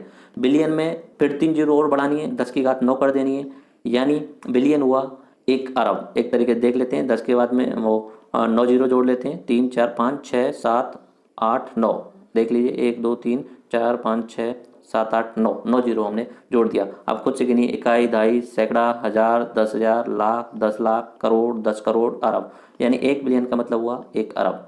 ओके, ओके, 1 बिलियन का मतलब क्या हुआ, 1 अरब। और ऐसे ही आता है ट्रिलियन शब्द। ट्रिलियन में भी अब फिर हमने अगला शब्द आ रहा है तो उसमें 3 जीरो और जोड़नी है, 10 की घात 12। ठीक है, इसमें हम 1 के बाद में 12 जीरो जोड़ते जाएंगे, और ये ट्रिलियन का मतलब होता है 10 खरब, 10 खरब। इस तरीके से आप अनुमान लगा लें ट्रिलियन क्या होता है। बट मैंने आपको यहाँ इतना सा समझा दिया, ट्रिलियन बिलियन से घबराने की ज़रूरत नहीं है। इकोनॉमी अगर आप पढ़ रहे हैं तो नॉर्मली इकोनॉमी को, जो देश की जो जीडीपी होती है उसे विश्व की जीडीपी से तुलना करना चाहिए। हम चाहें तो, वैसे तो कर भी रहे हैं, हम चाहें तो इसे करोड़ अरबों लाखों में भी अपना बजट प्रस्तुत कर सकते हैं। बट नॉर्मली हमें कंपेयर करने के लिए ट्रिलियन बिलियन में यूज करना पड़ता है। ओके, तो भारत की जो जीडीपी है इस समय $2.7 ट्रिलियन है। $3 ट्रिलियन इस साल के अंत तक हो जाएगी। सरकार का उद्देश्य है 2025 तक $5 ट्रिलियन तक का, और अगला जो टारगेट है 2032 तक का $10 ट्रिलियन तक का। ठीक है, ये सरकार के टारगेट है। ओके, प्रमुख बातों में पहली बात तो मैंने ये बता दी, 2025 तक $5 ट्रिलियन अर्थव्यवस्था करनी है। अब कैसे करनी है ये सरकार अभी इस पर सही ढंग से नहीं बता पाई, पूर्ण रूप में नहीं बता पाई, क्योंकि इसके लिए GDP growth rate minimum 12% per year होनी चाहिए। And effective GDP growth rate यानी जीडीपी ग्रोथ रेट में से इन्फ्लेशन रेट को घटाने के बाद में करीब करीब 8% आनी चाहिए, जो अभी नहीं है। अभी जो जीडीपी ग्रोथ है वो कितनी है, 7%। देख लीजिए जीडीपी ग्रोथ जो है वो 7% रहने वाली है। फिस्कल डेफिसिट जो है वो 3.3%। फिस्कल डेफिसिट का मतलब हुआ जो सरकार ने कर्जा लिया है वही हो गया राजकोषीय घाटा, जो सरकार कर्जा ले रही है वही घाटा हो रहा है, ठीक है। उसके बाद में सरकार ने विनिवेश का लक्ष्य रखा है। बड़ी बड़ी कंपनियां हैं सरकार की पब्लिक सेक्टर वाली, तो उनमें से 1 लाख करोड़ रुपए, 1,05,000 करोड़ रुपए कमाने का मतलब उसे बेचना है कुछ कुछ हिस्सा पब्लिक सेक्टर यूनिट्स को। तो इतना डिसइन्वेस्टमेंट करके सरकार ने लक्ष्य रखा है। कुल आय सरकार की मैं बता चुका हूँ 27,86,349 करोड़, बिल्कुल याद नहीं रखना है, 28 लाख करोड़ के आसपास आप याद रख लो कि इतना आया, 28 लाख करोड़ ही उसमें से चला गया। लेकिन बीच में कर्जा कितना लिया उन्होंने, 7 लाख करोड़ का, और ये 7 लाख करोड़ ही क्या हो जाएगा, कर्जा ही क्या हो जाएगा उनका, फिस्कल डेफिसिट, राजकोषीय घाटा हो जाएगा। ओके, फिस्कल डेफिसिट क्या हुआ, 7 लाख करोड़, जो कर्जा है सेम टू सेम वही राजकोषीय घाटा हो गया। ये 3.3% ऑफ जीडीपी है। सरकार ने उद्देश्य रखा था कि 2020-21 तक हम 3% तक लेके आ जाएंगे। एक्चुअली में जब मोदी सरकार आई थी तब ये फिस्कल डेफिसिट 3.5% से भी ज़्यादा था, ठीक है। धीरे धीरे इसे कम करते 3.3% पे लेके आ गए। बाकी टारगेट ये है 2020-21 तक 3% तक लेके आए, लेकिन अभी लग नहीं रहा है इन लक्षणों से तो कि अगले साल तक 3% तक लेके आ जाएंगे। ओके, उसके बाद में राजस्व घाटा जो है वो 4,85,019 करोड़ रुपए ये राजस्व घाटा रहा। राजस्व घाटा मतलब जो राजस्व आय थी और जो राजस्व व्यय है उनमें अंतर। राजस्व आय थोड़ी सी कम होगी, राजस्व व्यय ज़्यादा होगा, तो वो राजस्व घाटा हो जाएगा। ओके, अब देखते हैं टैक्स के क्षेत्र में क्या क्या चेंज किए हैं। पहली बात तो खास बात ये रही कि आधार कार्ड की जो वैल्यू बढ़ा दी गई है इस बार। पैन कार्ड और आधार कार्ड एक जैसे कर दिए एक तरीके से। अगर आपके पास पैन कार्ड नहीं है तो इनकम टैक्स फाइल भरने के लिए आप अपना आधार कार्ड भी यूज कर सकते हैं, ठीक है। आधार कार्ड जो है वो 125 करोड़ लोगों के पास में है, पैन कार्ड सिर्फ 42 करोड़ लोगों के पास में है। तो इनकम टैक्स अगर भरना चाहते हैं और पैन कार्ड आपके पास नहीं है तो आप आधार कार्ड से भी भर सकते हैं, यानी आधार कार्ड की वैल्यू थोड़ा सा बढ़ गई है।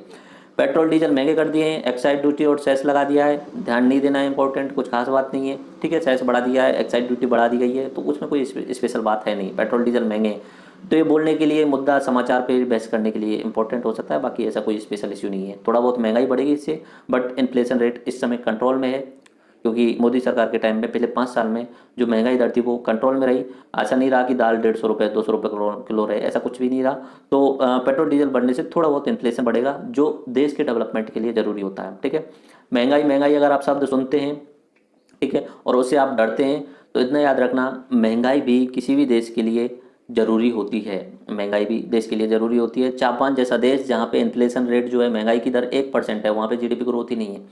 जीडीपी ग्रोथ करने के लिए महंगाई की रेट भी जरूरी होती है, बट हाई नहीं होनी चाहिए ताकि जनता परेशान ना। ओके, उसके बाद में 400 करोड़ तक की कंपनियों पे 25% टैक्स लगने वाला है, ये कॉर्पोरेट टैक्स है। उससे ऊपर अगर कोई कंपनी का टर्नओवर है तो वहाँ पे 30% है। पहले ये 250 करोड़ तक का था कि अगर 250 करोड़ तक की कंपनी है तो उस पर 25% लगेगा, 250 करोड़ से ऊपर वाली पे 30%।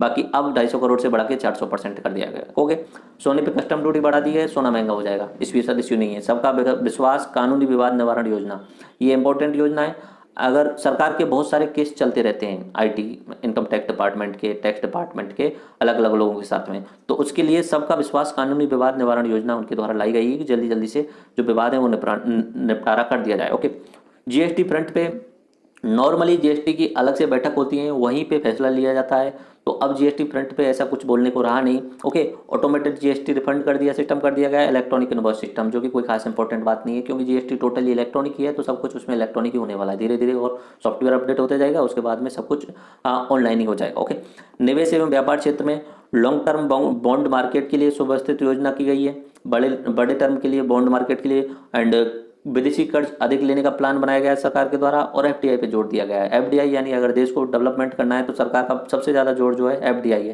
ठीक है। उसके बाद में स्टार्टअप्स के लिए क्या बात बोली है, स्टार्टअप द्वारा इकट्ठे किए गए शुरुआती फंड की कोई जांच नहीं होगी।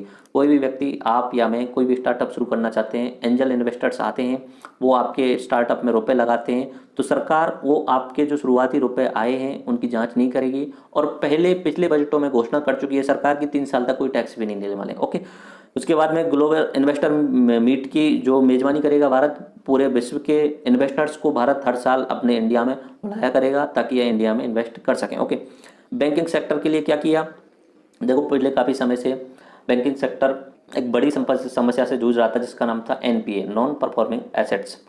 ऐसी संपत्तियां जो कंपनियों के द्वारा खरीद तो ली गई हैं लेकिन वो काम नहीं कर रही हैं, ठीक है, नॉन परफॉर्मिंग एसेट्स बोला जाता है। जैसे विजय माल्या की कंपनी, वो उन्होंने बहुत सारा पैसा लगा दिया, काम करना बंद हो गया, ठप हो गई, अब वो परिसंपत्ति एसेट वहाँ पे पड़े हैं और सरकार वो बैंकों को वो लोन भी नहीं चुका पा रहा, तो वो उन्हें एनपीए बोला जाता है, non performing assets.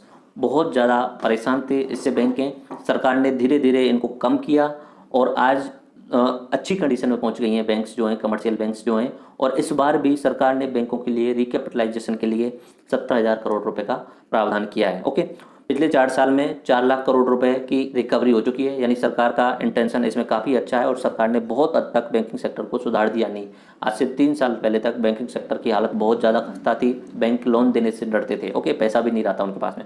Average recovery पहले 23% होती थी, अब 43% तक भी पहुँच चुकी है। Okay, NBFC non banking system के लिए आरबीआई को नियामक बनाया गया है और सरकार द्वारा गारंटी दी जाएगी एनबीएफसी के पैसे लेने के ऊपर। अगर कमर्शियल बैंक से एनबीएफसी जो है वो पैसे लेते हैं तो सरकार गारंटी देगी, तो एनबीएफसी की फाइनेंसिंग की सिस्टम किया गया है। ओके, तो ये सारे के सारे टर्म जो हैं वो इकोनॉमिक्स के हैं, इकोनॉमिक्स में ही पढ़ाए जाते हैं। अभी यहाँ पे मैं डिटेल में नहीं एक्सप्लेन कर सकता क्योंकि अगर एक्सप्लेन करूँगा तो बहुत लंबा लेक्चर हो जाएगा। तो ये सब आपने इकोनॉमिक्स की लेक्चर सीरीज होने वाली है, उसमें ही आपको समझाऊंगा। इकोनॉमिक्स की क्रैश कोर्स सीरीज चलाऊंगा पहले, उसके बाद में इकोनॉमिक्स का फुल लेक्चर सीरीज जो आरएस और आईएएस के हिसाब से इंपॉर्टेंट रहने वाला है। Okay, step to promote electric vehicle. Electric vehicle पे सरकार का बहुत ज़्यादा जोर है। इलेक्ट्रिक व्हीकल पर्यावरण प्रदूषण को कम करने में सहायक होंगे, ठीक है। तो उसके लिए सरकार ने जीएसटी की दर 5% वाली स्लैब में ला दी है। अगर आप इलेक्ट्रिक व्हीकल खरीदते हैं तो वो सस्ते हो गए पहले से। जीएसटी दर अगर 5% कर दी, पहले थोड़ा ज़्यादा थी, 12% थी, अब उसे लेकर 5% पे आ गए, ठीक है। उसके बाद कस्टम ड्यूटी, बाहर से अगर कोई भी सामान मंगाते हैं इलेक्ट्रिकल व्हीकल बनाने के लिए तो कंपनियों के लिए कस्टम ड्यूटी, ठीक है, उस पर छूट मिलने वाली है। उसके बाद में इलेक्ट्रिक वाहन लेने पर इनकम टैक्स में 1.5 लाख रुपए तक की ब्याज पर छूट मिलने वाली है। तो सरकार चाहती है कि लोग इलेक्ट्रिक वाहन ज़्यादा यूज करें, लेकिन सबसे इंपॉर्टेंट बात यह है कि अभी इलेक्ट्रॉनिक वाहनों की वो तकनीकी इतनी डेवलप नहीं हो पाई है कि लोग वहाँ ट्रांसफ़र हो जाएं। अगर तकनीकी डेवलप हो जाए, अगर कोई इलेक्ट्रिक वाहन अच्छी क्षमता का सामान ले जाकर एक जगह से दूसरी सब जगह तक ले जा सकता है तो लोगों को कोई प्रॉब्लम नहीं है उसे लेने में। लेकिन अभी टेक्नोलॉजी इतनी हाई नहीं आई है, क्योंकि अब जैसे कि आप इलेक्ट्रिक स्कूटी लेंगे तो उसकी जो क्षमता होती है वो कम ही होती है, ठीक है। तो अभी क्षमता कम है, सरकार अपना पूरा जोर दे रही है इलेक्ट्रॉनिक वाहनों पे, लेकिन ये टेक्नोलॉजी के डेवलपमेंट के साथ में ही इलेक्ट्रॉनिक वाहन लोगों के पास में आने वाले हैं। ओके, छोटे उद्योग धंधों के लिए क्या किया है, स्फूर्ति नाम से योजना चलाई गई है। बांस, शहद, खादी, इनके लिए क्लस्टर बनाने का प्लान किया गया है। 350 करोड़ रुपए तक की ब्याज में छूट देने के प्रावधान किए गए हैं, ठीक है। तो ये सरकार के द्वारा ऐसा प्लान बनाए गए हैं। इंफ्रास्ट्रक्चर बहुत ज़्यादा जोर दे रही है सरकार। अधोसंरचना यानी रेल, सड़क, परिवहन, उसके अलावा पुल बनाना, स्कूल बनाना, हॉस्पिटल बनाना, इन पे सरकार बहुत ज़्यादा ध्यान दे रही है। और सबसे खास बात, सरकार ने बोला है कि रेलवे के लिए अगले 10-12 साल में 50 लाख करोड़ रुपए का इन्वेस्टमेंट किया जाना है रेलवे के लिए। ओके, उसके अलावा पीपीपी मॉडल पे जोर दिया जाना है। अगले 5 साल में इंफ्रास्ट्रक्चर के लिए 100 लाख करोड़। डाटा बहुत बड़े बोल दिए हैं सरकार ने, बहुत ज़्यादा बड़े डाटा बोल दिए हैं, ठीक है। इंडिया की टोटल जीडीपी वो 300 लाख करोड़ के आसपास में है, ठीक है। ट्रिलियन में तो मैंने बता दिया 2.7 ट्रिलियन डॉलर। उसे आप करोड़ों में, अरबों में चेंज करोगे तो डॉलर को इंटू 60 कर दो और बिलियन को करोड़ों में चेंज कर दो तो 300 लाख करोड़ के आसपास में भारत की जीडीपी है। ओके, अब सरकार चाह रही है कि अगले 5 साल में 100 लाख करोड़ तो इन्वेस्टमेंट जो हो जाए वो किस में हो जाए, इंफ्रास्ट्रक्चर में हो जाए।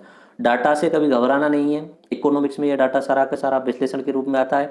अगर आपने पहले से इकोनॉमिक्स पढ़ा हुआ है तो बजट को समझने में और ज़्यादा आसानी रही होगी आपको, ठीक है। और मैं भी ये जोड़ दे रहा हूँ कि डाटा आप रटे नहीं। ओके, भारतमाला परियोजना, उसका फेज 2 शुरू किया जाएगा। प्रधानमंत्री ग्राम सड़क योजना के तहत 30,000 किलोमीटर सड़क बनाई जाएंगी। ओके, ये प्रधानमंत्री ग्राम सड़क योजना अटल बिहारी जी के द्वारा शुरू की गई थी। अभी इसका फेज नंबर 2 या 3 आएगा। ओके, डिजिटल पेमेंट प्रोत्साहन के लिए एक स्पेशल बात है कि अगर कोई भी व्यक्ति 1 साल में 1 करोड़ से ऊपर कैश बैंक से ट्रांजैक्शन निकाल लेता है तो उससे ऊपर अधिक निकालेगा तो 2% टीडीएस कटेगा, यानी कैश निकालने को रोकने का प्रयास किया गया है। आप ऑनलाइन पेमेंट कीजिए, ओके, कैश मत निकालिए। Okay, cashless economy. कृषि क्षेत्र के लिए पीएम मत्स्य संपदा योजना, मछली पालन जो करने वाले हैं उनके लिए योजना चलाई गई है। जीरो बजट नेचुरल फार्मिंग की घोषणा की गई है, लेकिन कैसे करना है ये कुछ नहीं बताया है। ठीक है, 2 घंटे में बस इतना बोल दिया गया है कि हम जीरो बजट कृषि पे जोड़ देंगे, बट कैसे करना है ये सब कुछ नहीं बताया गया। ओके, जीरो बजट मतलब ये होता है एक तरीके से पुरानी पद्धति की वो कृषि अपनानी जिसमें पैसा खर्च ना हो, इन्वेस्टमेंट जीरो, उस तरीके की जीरो बजट वाली। ओके, 10,000 नए फार्म प्रोड्यूस ऑर्गेनाइजेशन का विकास करने का प्लान है, ये कृषि क्षेत्र के लिए। सामाजिक क्षेत्र के लिए सबसे इंपॉर्टेंट योजना पीएम कर्मयोगी मानधन योजना। पीएम कर्मयोगी मानधन योजना, जो दुकानदार होते हैं, रिटेल दुकानदार होते हैं जिनके टर्नओवर 1.5 लाख, जिनका टर्नओवर 1.5 करोड़ से कम है, उनके लिए ये योजना चलाई गई है और उसमें करीब करीब 3 करोड़ दुकानदार शामिल होने वाले हैं। ठीक है, उसमें क्या है, उनके लिए पेंशन के लिए ये योजना चलाई गई है। ओके, एसएचजी सदस्य होने पर महिला के जन खाते में 5,000 रुपये तक की ओवरड्राफ्टिंग। अगर कोई महिला सेल्फ हेल्प ग्रुप की सदस्य है तो वो 5,000 रुपये तक की जनधन खाते से एक्स्ट्रा निकाल सकती है, ओवर ड्राफ्टिंग कर सकती है। ओके, देना तो बाद में पड़ेगा पर ओवर ड्राफ्टिंग कर सकती है, अगर उसे ज़रूरत पड़ रही है तो बैंक से एक्स्ट्रा 5,000 ओवर ड्राफ्टिंग कर सकती है। और एसएचजी की किसी एक महिला को 1 लाख तक का लोन, किसी एक महिला को, सेल्फ हेल्प ग्रुप बना होगा 10-20 महिलाओं का, उसमें से एक महिला को 1 लाख तक का लोन दिया जाएगा। ओके, मुद्रा योजना में 70% जो लाभार्थी रही हैं वो महिलाएं, ऐसा हमारे वित्त मंत्री जी ने बोला है। उसके अलावा 8 करोड़ एलपीजी के नए गैस कनेक्शन दिए जाने हैं, और इसमें 7 करोड़ पहले दिए जा चुके थे और अब 8 करोड़ का और प्लान, यानी 8 और 7 15 करोड़। एक तरीके से मान सकते हो all India, pan India level पे हर घर के अंदर एलपीजी गैस कनेक्शन पहुंचने वाला है, और ये मोदी सरकार की बहुत बड़ी उपलब्धि मानता हूँ मैं। कुछ चीज़ें में बहुत सारा ऐसा, हर चीज़ में एक तरीके से अंधभक्त होकर बड़ाई नहीं करनी चाहिए, लेकिन कुछ चीज़ें इंप्लीमेंटेशन के मामले में मोदी सरकार की बहुत ज़्यादा बेटर रही, जिनमें से एक तो मेरे हिसाब से जनधन खाता योजना। लोग बैंक में जाने से डरते थे पहले, बैंक का सिस्टम समझ में नहीं आता था, बहुत कम लोगों के पास में खाते थे, लेकिन जनधन योजना के तहत हर व्यक्ति का खाता खुल चुका है। दूसरा, 8 करोड़ एलपीजी 7 करोड़ दिए जा चुके हैं, 8 करोड़ और पहुंचाने, यानी हर घर के अंदर एलपीजी कनेक्शन, ये भी बहुत बड़ी उपलब्धि है।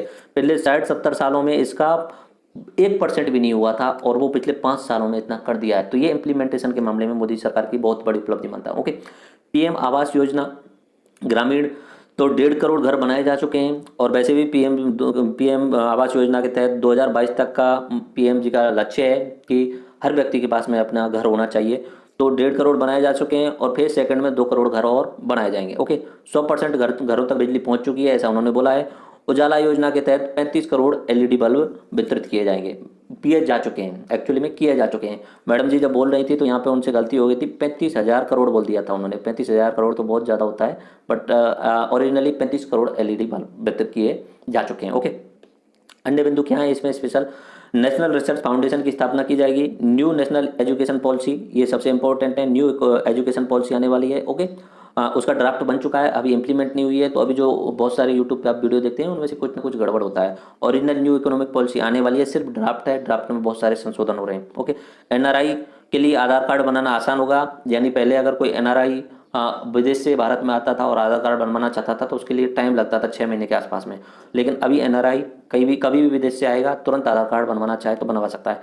जल शक्ति मंत्रालय, हर घर जल का प्लान किया गया है। 2024 तक प्रत्येक ग्रामीण घर में जल कनेक्शन, जिसे जल जीवन मिशन नाम दिया गया है, ये इंपॉर्टेंट बात है। अब इसे भी मोदी सरकार मिशन मोड पे लेके चल रही है। जैसे जनधन योजना थी, जिस तरीके से उन्होंने जो एलपीजी गैस का सिलेंडर वाला प्लान था वो भी इम्प्लीमेंट किया, अब इस बार इस पर थोड़ा सा बहुत ज़्यादा जोर देना है। जल शक्ति मंत्रालय अलग से बनाया गया है। गजेंद्र सिंह शेखावत जो राजस्थान के हैं, जोधपुर से आते हैं, उनको उनका मंत्री बनाया गया है। ये इस बार मिशन मोड पे प्लान है इंडिया मोदी सरकार का, और हर घर में जल 2024 तक का उनका प्लान है। ओके, स्वच्छ भारत की योजना जो है अभी ग्रामीण क्षेत्रों में विस्तार करना है। अभी तक तो शहरों में वो जो बपू आता था, और जैसे आप गाने सुनते हो स्वच्छ भारत का अभियान पूरा करना है हमें, वो अभी उसे ग्रामीण क्षेत्रों में ले जाना है। गांव में सॉलिड वेस्ट जो होता है उसे इकट्ठा करने के लिए इसी तरीके का प्लान चलाए जाएंगे। ओके, विश्लेषण कर लेते हैं अभी हम, इसके पॉजिटिव पॉइंट देख लेते हैं, नेगेटिव पॉइंट देख लेते हैं। ठीक है, और लास्ट में मैंने पीआईबी के थ्रू बहुत सारे इमेजेस एंड फैक्ट्स जो हैं वो आपकी पीडीएफ में लगाए हुए हैं, वो आप खुद को चेक करने हैं। ओके, क्योंकि मैं सब कुछ बता चुका हूँ, वो दोबारा से ही उसमें दिखाए गए हैं। एक बार मैं ओवरव्यू दिखा दूंगा उसमें। सकारात्मक पॉइंट, पॉजिटिव पॉइंट क्या रहे इस बजट के। सबसे पहली बात तो फिस्कल डेफिसिट पिछले वर्ष की तुलना में कम हुआ, अच्छी बात है, पिछले वर्ष से कम लेके आते जा रहे हैं धीरे धीरे, लेकिन टारगेट 3% का है जो अभी नामुमकिन लग रहा है अगले साल के लिए। ओके, सरकार विभिन्न विभागों के पास अतिरिक्त भूमि का मौद्रिक उपयोग करने वाली है। ये इस बार स्पेशल बात बोली गई है कि सरकार के जितने भी विभाग हैं उनके पास में बहुत सारी जमीन पड़ी हुई है, अतिरिक्त जमीन पड़ी हुई है। रेल विभाग के पास में, रक्षा विभाग के पास में, गृह मंत्रालय के पास में बहुत सारी अतिरिक्त भूमि पड़ी हुई है, जैसे सरकारी जमीन बोलते हैं, उसका कोई यूज नहीं है, पड़ी हुई है, बस पड़ी हुई है, लोग अतिक्रमण कर रहे हैं वो बात अलग है, बस पड़ी है। अब सरकार चाह रही है जो यूजफुल जमीन है उसका पीपीपी मॉडल पे जन भागीदारी के रूप में उसका एक डेवलपमेंट कराया जाना चाहिए। तो ये मतलब जो अतिरिक्त भूमि पड़ी है उसका यूज करने का प्लान है। ओके, एनबीएफसी में मौद्रिक तरलता बढ़ेगी। नॉन बैंकिंग फाइनेंस वाला जो सिस्टम है उसके अंदर मौद्रिक तरलता, क्योंकि सरकार गारंटी लेने वाली है अगर एनबीएफसी की क्योंकि सरकार गारंटी लेने वाली है एनबीएफसी की, ताकि कमर्शियल बैंक एनबीएफसी को आराम से पैसा उपलब्ध करा सकेंगे। स्टार्टअप के लिए कोई शुरुआती जांच नहीं होगी, बहुत अच्छी बात है। कितना पैसा आ रहा है कोई भी आपके लिए जांच करने वाला नहीं है। आप एंजल इन्वेस्टर्स के थ्रू कितना भी रुपए अपने पास ले लें किसी भी स्टार्टअप को शुरू करने के लिए, तो उसकी जांच नहीं की जाएगी। ओके, एफआई एफपीआई के लिए केवाईसी नॉर्म्स का सरलीकरण कर दिया गया है। एफडीआई में वृद्धि कर दी गई है, सबसे इंपॉर्टेंट। एविएशन सेक्टर में एफडीआई बढ़ा दिया गया है, एंड इंश्योरेंस सेक्टर में और मीडिया सेक्टर में। एविएशन में जरूरी है, इंश्योरेंस में जरूरी है, मीडिया में इतना खास जरूरी नहीं हो कि इंडिया की मीडिया इतना गिद्ध मीडिया है जो जरूरत ही नहीं पड़ने रही। ओके, आधार का उपयोग थोड़ा सा बढ़ा दिया गया है और इसे सिंगल आइडेंटिटी कार्ड के रूप में विकसित किया जा रहा है। कहीं भी जाओ सिर्फ आधार कार्ड ले जाओ और कुछ जरूरत नहीं, लाइसेंस वगैरह पैन कार्ड कुछ भी जरूरत नहीं, ऐसा यूज मतलब सब कुछ एक साथ में कनेक्ट किया जा रहा है। बाकी तो डिजी लॉकर नाम से एक एप्लीकेशन आता है गवर्नमेंट का, आप उसमें जाकर के अपना आधार कार्ड इश्यू करा सकते हैं, पैन कार्ड इश्यू करा सकते हैं, लाइसेंस कार्ड इश्यू करा सकते हैं, अपने मोबाइल ले जाइए। और उसके अलावा आपके पास कोई भी कागज़ नहीं हो तो अपना डिजी लॉकर खोलिए, डिजी लॉकर में से सब कुछ खोलिए और किसी को भी जहाँ भी जरूरत पड़ रही हो वहाँ पे आप उसे यूज कर सकते हैं। ओके, अधिक कैश निकालने पे 2% टीडीएस कटने वाला है, ये भी अच्छी बात है, ताकि कैश की निकासी जो कम होगी। बाकी जब नोटबंदी हुई थी उसके बाद में प्लान ये था कि मार्केट में कैश फ्लो कम हो जाएगा, लेकिन कैश फ्लो जितना उस समय सोचा था उससे अधिक ही है अभी तक। ठीक है, तो उसे डिजिटल पेमेंट की बढ़ोतरी दी है, टीडीएस 2% तक का। ओके, और सबसे इंपॉर्टेंट बात, यूएस और चाइना में जो ट्रेड वार चल रहा है और उसका उपयोग करते हुए सरकार मेक इन इंडिया पे जोर दे रही है, ये अच्छी बात है। ओके, इन्वेस्टर ग्लोबल इन्वेस्टर्स को बुलाने वाली है हर साल, अच्छी बात है। ओके, ये सकारात्मक पक्ष रहे। नकारात्मक पक्ष क्या रहे? किसानों की आय। हाँ, सकारात्मक पक्षों में एक बात स्पेशल यहाँ पे बता देता हूँ, इस बार सरकार ने कोई बड़ी योजना की शुरुआत नहीं की। हर बार मोदी सरकार की खास बात रही, बड़ी बड़ी कोई ना कोई योजना लेके आती थी, इस बार कोई भी बड़ी योजना नहीं लेके आई है सरकार, जैसे फ्लैगशिप बड़ा योजना बोल सकें।